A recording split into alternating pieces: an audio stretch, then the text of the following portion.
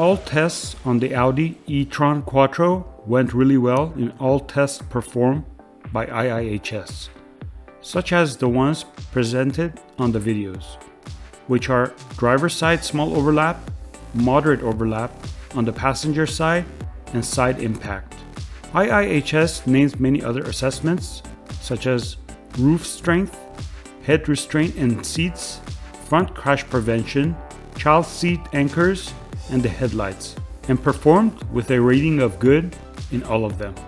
Headlight efficiency is something that already made many cars to earn top safety picks instead of top safety pick plus. The Audi e-tron Quattro earned 5 stars in that department.